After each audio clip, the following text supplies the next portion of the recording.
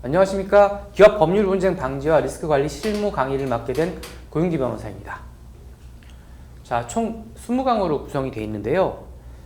이번 강의는 기업 법무팀 아니면 법률에 관심 있으신 분들 대상으로 해서 최대한 쉽게 접근할 수 있도록 하는 강의로 구성해 봤습니다.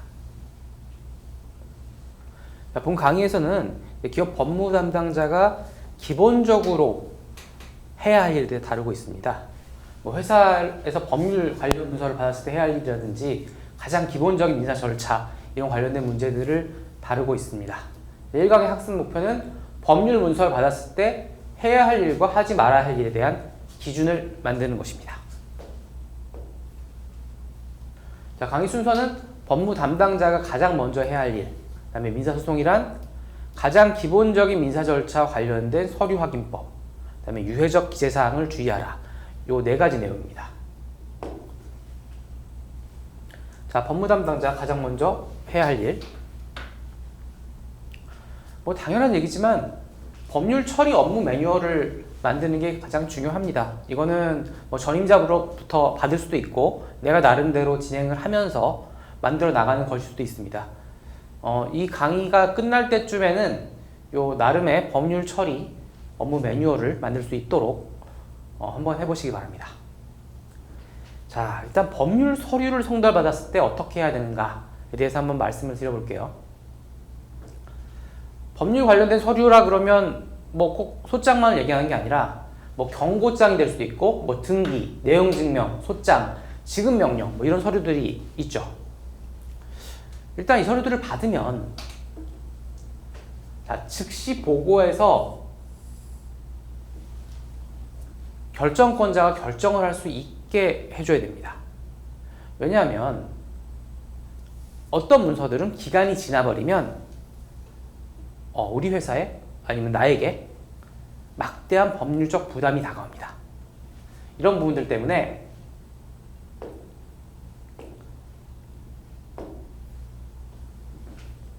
항상 기간에 신경을 써야 되는데요. 예시를 한번 들어보겠습니다. 일단 요 하도급법이라는 법률인데요. 요 하도급법에서는 원 사업자가 그 계약 관련된 내용을 적은 서면을 교부할 의무가 있습니다. 근데 이제 관행상 교부가 좀 잘 안 되는 경우들이 있거든요. 그래서 법에 아예 못을 박아놨습니다. 그래서 이 수급 사업자가 원 사업자한테 내용 증명을 보냅니다. 자, 위탁받은 자금 내역, 하도급 대금 등 그런 관련된 내용을 보냈는데 그 원 사업자가 그 통지를 받은 날로부터 15일 이내 아무런 대처 안 해요. 그러면 그 내용에 보낸 내용대로 계약이 있는 걸로 결정된다는 것입니다. 근데 이 15일이라는 게 생각보다 짧은 게 자, 우편으로 받아가지고 담당자가 확인하고 결제에 올리고 하는 과정에서 15일이 금방 지나가는 경우들이 많아요, 생각보다. 그래서 그 15일 가까이 됐을 때는 진짜 결정을 어떻게 하느냐에 따라서 그 법률적인 부담이 크게 바뀌는데도 요 15일을 잘 넘기는 경우들이 많습니다. 그래서 이런 문서들을 받았을 때는 꼭 기한을 올리거나 할 때 날짜에 항상 신경 쓰시고 언제까지 결정이 됐는지까지 확인을 하셔야 됩니다. 이건 제가 예로 들어본 거고요. 군데군데 관련된 내용들이 나옵니다. 내용 증명이라든지 지급명령이라든지 그런 부분들에 대해서는 이제 해당 부분에서 학습을 하도록 하겠습니다. 자, 민사소송이란 뭔가부터 짚고 넘어가겠습니다. 되게 단순하게 제가 정의를 한 겁니다. 이거 외에도 좀 여러 가지 쟁점이 있긴 한데, 자, 내가 이 사람한테 돈을 받을 게 있으니까 이 사람의 재산에 대해서 경매를 신청할 강제집행 권한을 달라는 겁니다. 꼭 돈이 문제가 아니더라도 이런 행위를 해라 라든지 이 물건을 가져와라 라든지 모든 게 될 수가 있겠죠. 그걸 강제로 할 수 있는 권한을 달라라는 겁니다.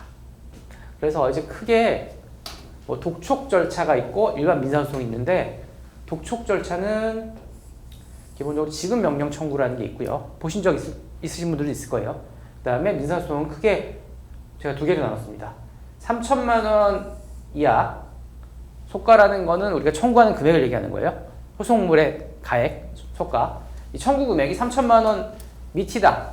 그러면 소액사건 절차로 가서 좀 간이한 단독 판사에 의해서 여러 가지 면이 좀 간이하게 좀 진행이 되는 부분이 있고요.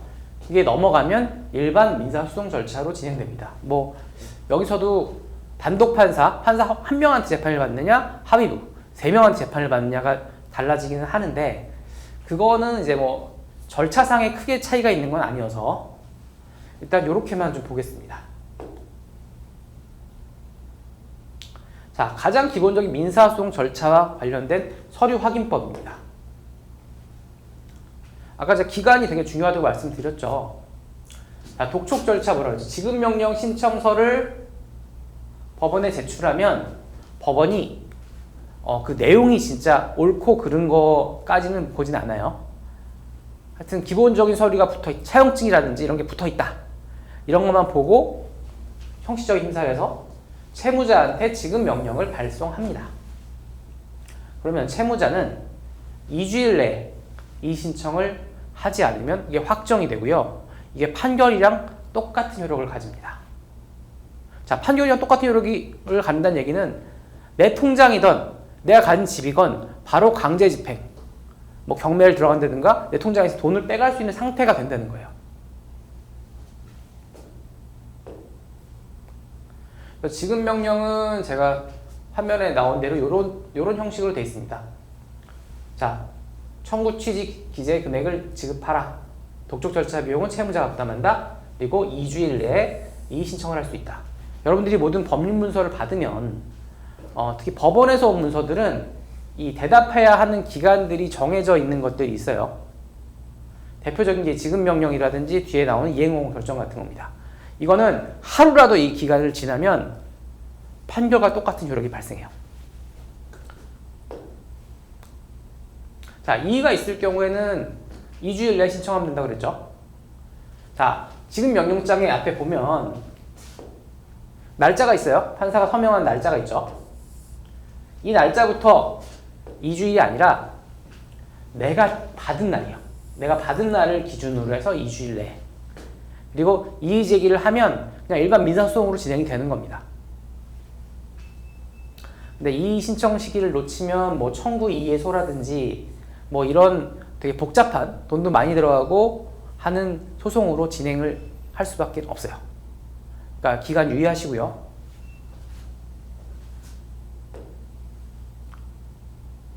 자, 이의 신청서는 간단합니다. 불복해서 이의한다라는 내용이 들어가 있으면 되고요. 요 서식을 따라서 하셔도 되고 이 관련된 내용들은 직접 법원 가셔가지고 그 법원 종합민원실 가시면 요 서식이 있습니다. 그래서 사건 번호랑 내용 쓴 다음에 서명만 할 수 있으면 법원에다 바로 접수를 하시면 돼요.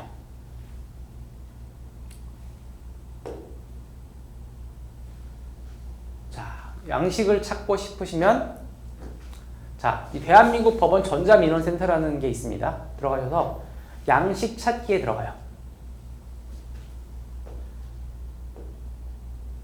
그러면 이런 양식 모음란들이 나오는데 여기서 지급 명령이라고 치면 지급 명령, 지금 신청서랑 이의 신청서가 다 나옵니다. 근데 이게 이 양식 이 검색이 생각보다 잘 안 돼요. 그래서 지급 명령이라고 쳤을 때 브라우저에 따라서 이게 나온다는 보장은 없어요. 그래서 지급 명령 그러면 요 지읒자를 찾아가셔가지고 내용까지 확인을 한번 해보셔야 됩니다. 이게 좀 바뀌었을 거라고 생각을 했는데 아직까지도 이 검색이 그 브라우저나 이 인터넷 상태에 따라서 딱 쳤을 때 제대로 안 나오는 경우들이 있어요. 분명히 서식 자료실에 있는데도. 자, 이 지급명령 관련해서 가장 많이 하는 실수가 이거예요. 자, 지급명령을 보면 자, 내가 어떤 채무가 있으니 언제까지 갚아라, 지급하라 라는 내용들이 들어있죠. 근데 그걸 받고 나서 이미 난 갚았는데 안 갚아도 이해 안 해도 되겠지 라고 생각하거나 아니면 다 끝났는데 법원에 착오겠지 아니면 어차피 돈을 다 줬으니까 이해하지 않아도 되겠지 이런 내용들이 이런 생각들을 할 수가 있어요. 그러다가 2주를 경과해서 진짜 뭐 통장 압류되고 이런 경우들이 있습니다.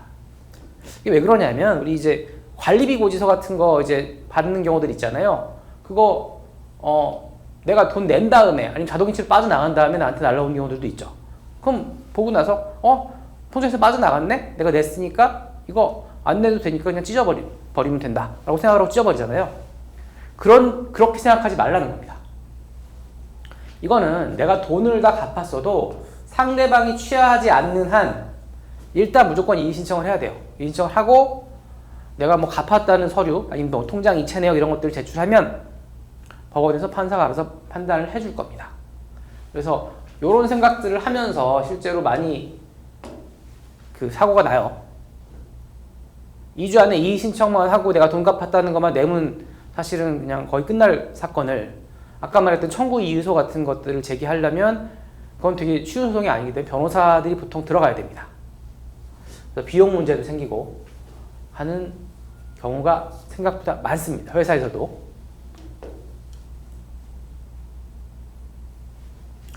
자, 그리고 소액사건 절차법에 따른 이행 권고 결정이라는 게 있어요. 자, 소액사건 중에서 아까 소액사건 3천만 원 이하라고 말씀드렸죠? 그건 소액사건 심판부에서 이제 배당이 되는데, 배속돼서 재판을 하는데, 해당 재판부의 재량으로 이행 권고 결정을 하는 게 있어요. 요거는 재판부에서 해당 그 내용들을 보고, 소장의 내용들을 보고, 여기 붙은 내용을 보면 이게 타당한 것 같네. 그러면 절차를 빨리 종결시키는 게 맞겠다. 그래서 아까 지급명령과 비슷한 형태로 이행 권고 결정이라는 걸 보냅니다. 근데 이것도 2주일 안에 이의제기하지 않으면 판결과 똑같은 효력이 생겨요. 지급명령이랑 똑같아요. 그런 면에서는.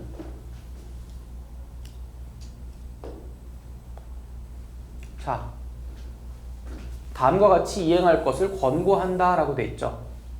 자, 1항의 금액을 지급하라. 그리고 이의가 있으면 송달받은 날로부터 2주 이내에 이의신청서를 법원에 제출하라고 되어 있습니다. 여러분들이 법리문서를 받으셨을 때는 위의 내용도 중요하지만 이렇게 아래 각주처럼 달려있는 내용도 다 읽어보셔야 돼요. 여기에 어떻게 하라라는 방법들이 되게 잘 나와 있습니다. 그래서 이행권고 결정에 대한 뭐 서식 예고요. 이의신청 똑같아요. 불복해서 이의신청을 합니다. 그리고 내가 이걸 어떻게 써야 될지 모르겠다. 그럼 법원에 가시면 서식이 있어요. 해당 법원 종합민원실에 가시면 1층에 가면 요 서식이 있어요. 가서 요 서식 가지고 사건 번호 집어넣고 그 자리에 접수하셔도 상관없습니다. 마찬가지로 양식 찾는 거예요. 자, 전자민원센터 가셔가지고 이행 권고 결정 들어가시고 하면 이렇게 검색 결과가 나옵니다. 이렇게 안 나오면 이 이응을 찾아 들어가셔가지고 직접 하나하나 검색을 하셔야 돼요. 이 아주 검색 엔진이 좀 이상해요. 자, 지금 소액사건과 독촉 절차를 말씀드렸죠? 그 다음에 민사소송 절차입니다. 일반 민사소송 절차인데, 자, 먼저 소장을 접수되면 그 다음에는 법원에서 어떤 판사 아니면 어떤 재판부에서 할 것인지를 배정을 하겠죠. 그 다음에 피고에게 소장이 송달됩니다. 부본이라는 건 뭐 복사본이라는 얘기예요. 그냥 원본과 같은 효력이 있는. 그래서 피고한테 소장이 송달되고 소장을 송달받은 날로, 내가 받은 날이에요. 판사가 결정한 날이 아니라 30일 내에 답변서를 제출하라라고 아래 써 있습니다. 근데 요거는 조금 위돌이라 그러나? 하여튼 조금 여유가 있어요. 이전에 지급명령이나 이행 권고 결정 같은 경우는 2주일이 지나면 판결로 확정돼요. 하루만 지나도. 근데 요 일반 소장은요, 제출하지 않아도 바로 판결로 확정되는 게 아니라 무변론 판결이라는 선고일이 잡힙니다. 그리고 이 선고 기일 전에 답변서를 내면 하루 전에만 내도 그 무변론 판결이 취소가 되면서 재판을 다시 잡히게 돼요. 그래서 이제 뭐 시간을 끌기 위해서 일부러 늦게 내고 하는 경우들도 있긴 있어요. 피고 입장에서는. 그래서 일반 민사소송 절차는 30일이지만 그 30일이 하루만 지나도 안 되는 뭐 이런 날짜는 아니다 라는 정도 기억해 두시면 좋겠고요. 자, 이제 무변론 판결이라는 게 선고가 된다고 했는데, 무변론 판결은 말 그대로 그거예요. 없을 문자죠. 변론 없이, 재판 없이 판결을 선고하겠다는 거예요. 자, 분명히 상대방이 소장을 받았는데 계속 답변을 안 하고 있어. 그럼 법원 입장에서는 이 사람이 다투는 게 아니구나. 그럼 이 내용이 맞는 건가? 그럼 무변론 판결 선고일을 잡아보자. 그 다음에 원고가 청구한 그대로 판결이 나옵니다. 자, 답변서를 제출하지 않거나 제출하였더라도 모두 자백, 인정하는 거, 이런 경우라면 무변론 판결이 선고됩니다. 그래서 소장을 오랫동안 안 내고 있을 때 선고되는 판결이 바로 무변론 판결입니다. 자, 그 외에 많이 아시죠? 내용 증명. 내용 증명은 정확히는 이제 내용 증명 우편이 정확한 명칭이에요. 자, 이건 우체국에다 보내죠. 우체국에서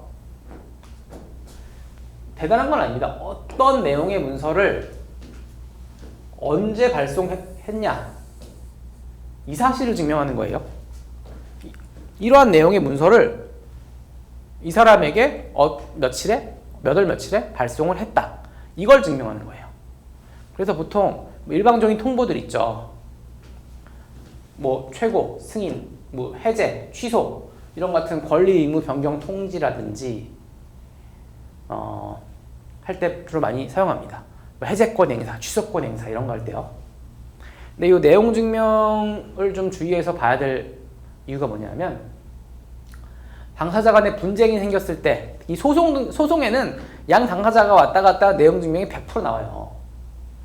자, 저 사람이 이러이러한 말을 평소에 하고 다녔습니다 라는 말은 법원에서 증거로 삼으려면 뭐 증인이 있든지 녹취록이 있든지 뭐 이래야 될 거 아니에요. 근데 내용 증명은 그 사람이 보낸 문서이기 때문에 그 자체가 이 사람이 이렇게 말을 했어요 라는 게 바로 증명이 된다고요. 그래서 증거로 사용이 돼요.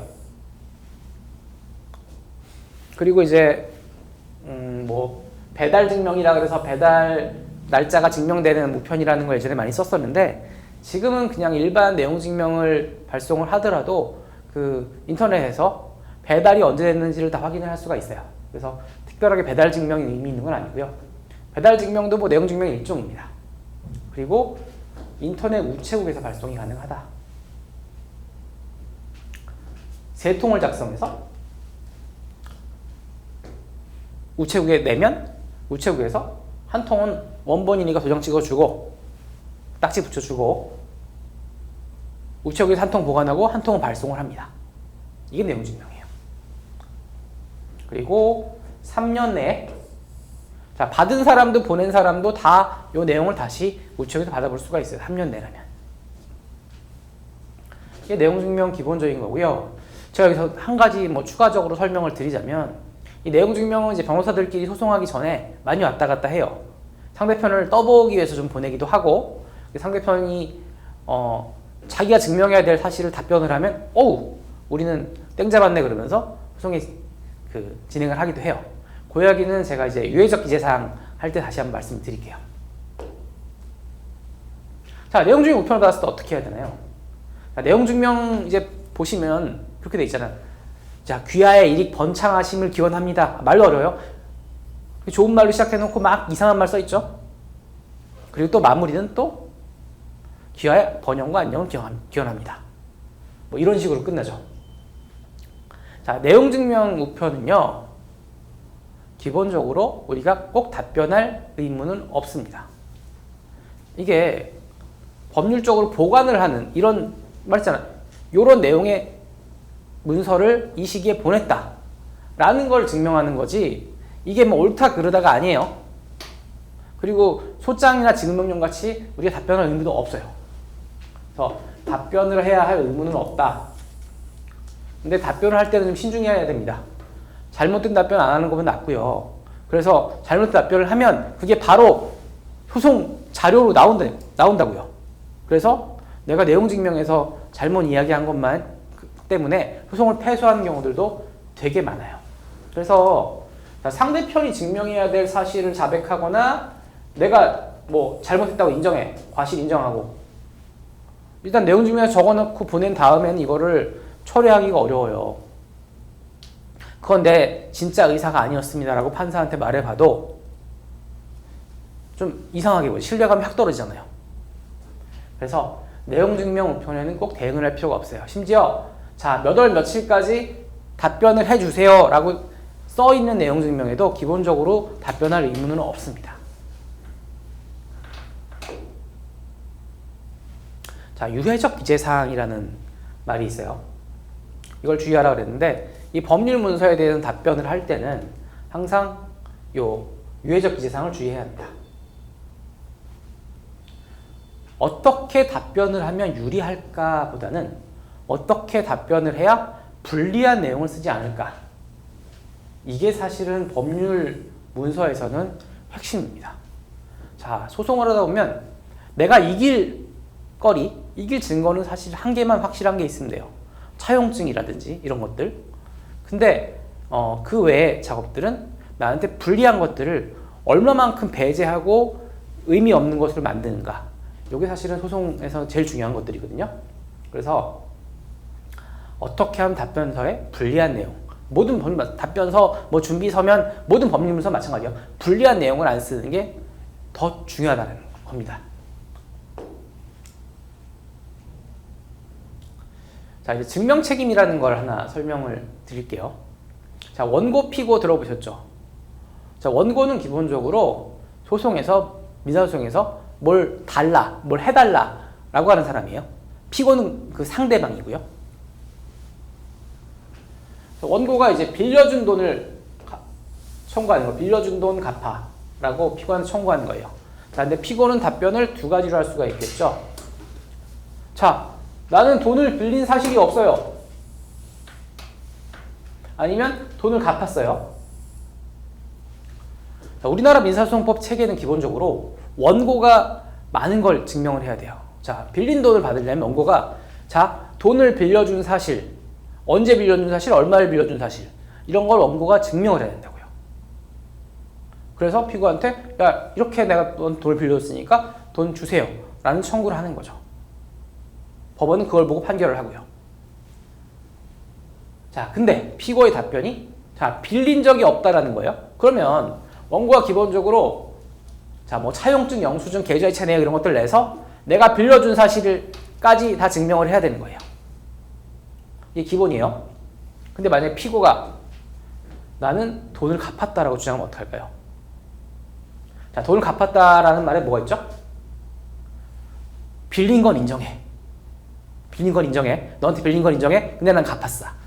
그러면 갚은 건 누가 증명을 해야 될까요? 피고가 이제 입금증 이런 거 다 챙겨가지고 피고가 증명을 해야 되는 겁니다.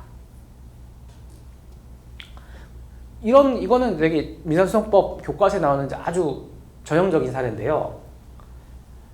특히 이제 원고가 피고한테 돈을 빌려준 증거가 명확하지 않을 때, 차용증 같은 게 없을 때, 이런 때 같은 경우는 이 구조가 굉장히 크게 탄력을 받죠. 돈을 갚았다라는 것만으로 피고한테 모든 증명 책임이 넘어가고, 그리고 피고는 이 말 한마디 때문에 진짜로 돈을 갚은 걸 증명을 못하면 갚았다 하더라도 다시 갚아야 되는 경우가 생겨요. 근데 내용 증명에서 이런 것들 많이 한다고요. 자, 유해적 기재사항 설명하면서 좀 이따 설명드릴게요. 자, 유해적 기재사항 뭐예요? 해가 있을 유자에 해자잖아. 해가 있는 기재사항이에요. 내가 여기다 썼기 때문에 내가 이 소송에 패소하게 되는 그런 내용들이에요. 쓰면 안 되는 내용들. 유익적 기재사항은 나한테 유리한 상황이죠. 차용증이라든지 이런 것들. 무익적 기재사항은 써도 되고 안 써도 되는 건데 판사 입장에서는 안 쓰는 게 좋겠죠. 쓸데없는 거 읽어야 되니까. 이게 대표적인 유해적 기재사항인데요. 이런 것들을 답변서, 준비서명, 내용증명 이런 걸 써서 보내지 말라는 그런 이야기입니다. 자, 소멸시효에 관한 사항. 그 다음에 상대편에게 증거가 없는 부분에 대한 자백. 그 다음에 증거 제출 요구당할 수 있는 주장, 모순적은 모순될 수 있는 짓을 하나씩 볼게요. 자, 소멸시효는 이제 나중 강의에 좀 더 다루긴 할 텐데, 소멸시효가 이거예요. 어떤 권리를 일정 기간 행사하지 않고 있으면 권리가 소멸된 것으로 봐요. 많은 분들이 아시죠? 일반 민사채권 10년이에요. 10년 동안 청구하지 않으면 이거 없어져요. 없어지는데 상대편이 주겠다고 하면 아니면 인정을 해버려요. 그러면 줘야 돼요. 그냥 절대적으로 없어지는 게 아니라 이거는 법률적으로 행사를 못하는 그런 부분들이거든요.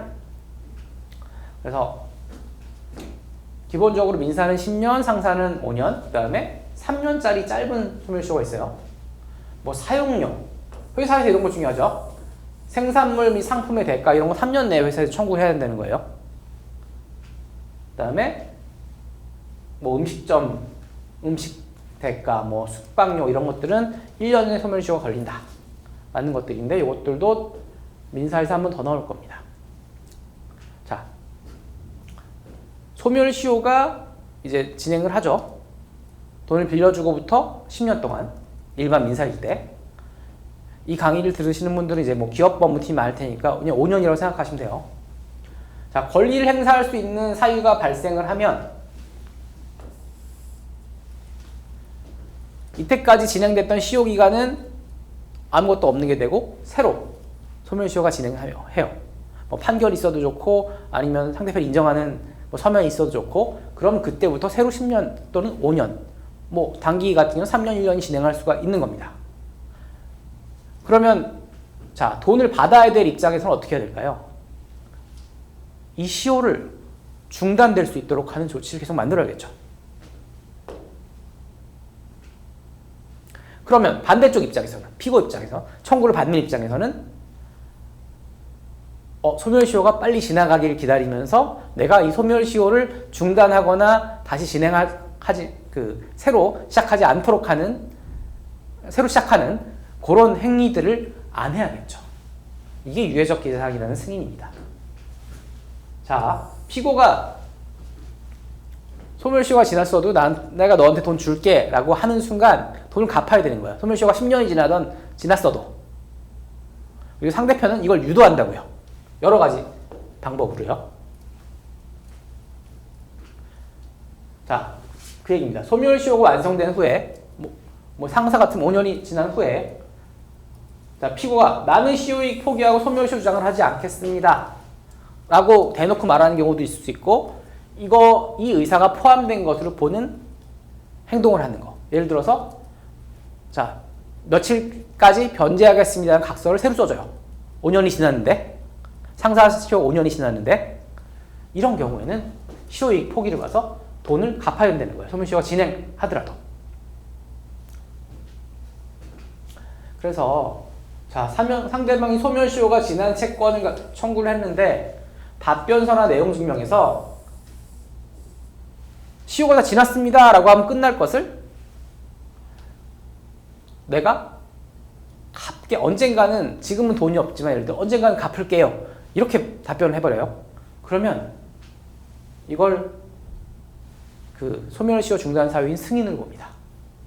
그리고 자백했다 그래가지고 돈을 갚아야 되는 그런 상황입니다. 이런 것들을 대표적인 그 답변서 내용 증명에 함부로 기재하면 안 되는 사항들입니다. 이 소멸시효 특히. 그건 유해적 사항이고, 자, 아까 상대편에게 증거가 없는 부분에 대한 자백. 제가 처음에 예를 든 게 있었죠. 자, 돈을 갚았다. 아니면 빌린 적이 없다. 이겁니다. 딱 그 얘기고, 민사소송은 증명의 싸움인데, 자, 상대편이 확실한 증거를 못 내고 있는 사실들이 있어요. 근데 그런 경우에 변호사들은 보통 내용 증명 같은 걸 보내서 떠봐요. 제가 답변을 어떻게 할까? 답변을 하는 거에 따라서 만약에 진짜 내가 증명해야 될 사항 아니면 내가 갖고 있지 못한 정보에 대한 것들이 나오면 아싸 하는 겁니다. 아싸 하면서 그걸 갖고 바로 인용을 하죠. 소송에서.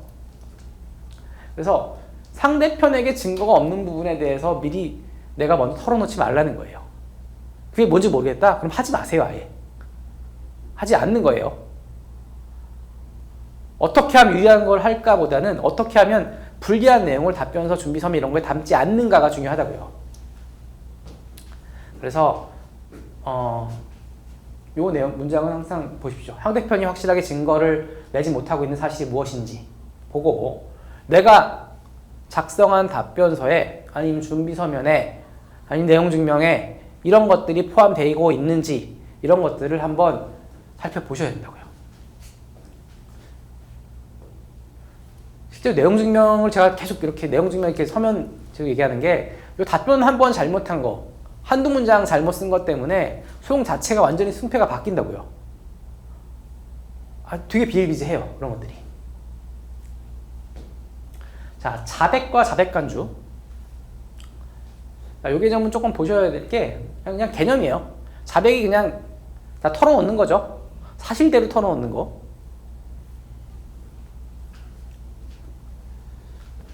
요런 사례가 있어요. 자, 대금을 이제 얼마씩 지급하기로 한 약정은 불분명해요. 근데 상대편이 소송을 제기하면서 뭐 이자를 좀 부풀려가지고 제기를 했어요. 그러면 내가 딱 보기에 이거 얘가 주장하는 이자 부분이 일단 이상한데 그래서 이자 부분만 가지고 집중적으로 이제 소송이 진행이 되는 겁니다. 이자 부분만 가지고. 그래서 사실은 다퉈야 될 게 이 빌린 대금의 존재인데 자, 빌린 사실이 없다 아니면 갚았다라는 게 증명이 되면 이자는 날아가는 거잖아요. 근데 이자에만 매몰돼서 막 싸워요. 그럼 법원 입장에서는 뭐예요? 다투지 않은 요 대여금 부분은 인정이 되는 거구나 라고 생각하면서 그 전제로 판결 내리죠. 이런 걸 자백간주라고 해요. 자, 자백은 뭐예요? 자백은 그냥 내가 빌린 거 맞다. 빌린 거, 다 인정하는 거잖아. 인정하는 건데, 자백 간주는 마치 자백을 한 것처럼, 인정한 것처럼 보는 거예요. 그 전제를. 그래서, 이것도 되게 대표적인 예 중에 하나입니다. 사실 대금이 제일 큰 쟁점인데, 대금의 존재는 다투지 않고, 빌린 거 자체 다투지 않고, 이자만 다투는 거. 그러다가, 빌린 대금 자체는 인정하는 전제하에 판결이 나오는 거. 이런 것들을 말씀드리는 겁니다. 그다음에 증거 제출을 요구당할 수 있는 주장은 뭐냐면 판사는 심판이에요. 제가 간간히 말씀드릴 텐데 지금부터 여러분들이 작성하는 이제 모든 계약서라든지 이런 법률 문서들은 자, 제3자인 판사가 본다는 전제에 작성을 해야 돼요. 우리 둘 사이에 이런 내용을 알고 있어. 근데 둘 사이에 분쟁이 생겼어. 이랬을 경우에는 판사가 들여다보고 뭐가 맞냐 라고 보는 거죠. 그러기 위한 객관적인 자료를 만드는 거예요. 계약서는 그거의 핵심이고요. 그래서 좋은 인상을 남기는 게 당연히 중요하겠죠. 심판이니까. 상대편이 물고 늘어줄 수 있는 거리를 주지 말아야 된다는 게 뭐냐면 상대편이 이렇게 주장을 하는데 답변을 내가 해야 될지 안 해야 될지 모르겠어요. 이 내용에 대해서. 근데 답변 안 하고 있자니 되게 기분이 나빠. 그러다 보니까 말도 안 되는 아니면 좀 모순되는 걸 계속 얘기를 하는 거예요.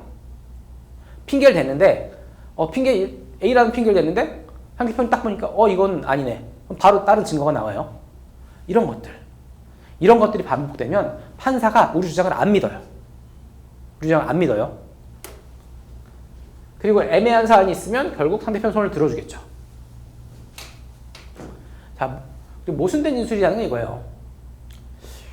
저도 상담 많이 하다 보면 보통 자기한테 유리한 것만 얘기해. 유리한 것만 얘기하고 사실을 유리한 순서에도 배열을 하거나 이런 것들이 있어. 이거는 약간 고의가 들어간 거고 뭐 실수로 뭐 장소를 잘못 기재하는 경우도 있는데 아예 단순 실수면 괜찮은데 단순 실수다 오타다 이런 건 괜찮아요. 근데 이런 것들이 시간이나 장소나 이런 게 논리적 모순이 생겨요. 이날 여기도 있었다 그러는데 여기도 이것도 한 것 같고 이날 이것도 했다 그러는데 저것도 했고 이런 것들이 들어가면 자, 심판을 보는 판사는 말을 믿지 않는다고요. 어느 순간부터. 해결책은 그거예요. 자, 사실관계를 순번을 매겨가면서 스스로 정리를 해야 돼요. 그리고 여러분들이 변호사한테 맡길 때도 내가 잘 정리를 못하겠다면 가서 같이 정리를 하세요. 이게 사실관계가 먼저 제대로 배열이 돼야 변호사가 소송을 해도 제대로 답변을 하고 방어를 할 수가 있는 거라고요. 이게 안 되면 그러니까 저희 같은 입장이 되게 난감해요. 올 때만 하시는 게 밖에 어떤 분들은 전에 이렇게 말씀하시지 않았어요? 아 그건 그거고 그러면서 그렇게 되면은 뭐 저희도 그 의뢰인한테 신뢰를 잃죠. 그래서 이런 부분들을 되게 주의하셔야 됩니다. 자 어떻게 말씀드렸죠? 제가 어떻게 하면 불리한 내용을 쓰지 않을 거 중요하다라는 거랑 법률 문서를 받았을 때 기간 그 관리 잘 해야 된다라는 라는 것이 지금 그 1번 강의에서 중요한 부분들입니다. 예, 강의 마치겠습니다.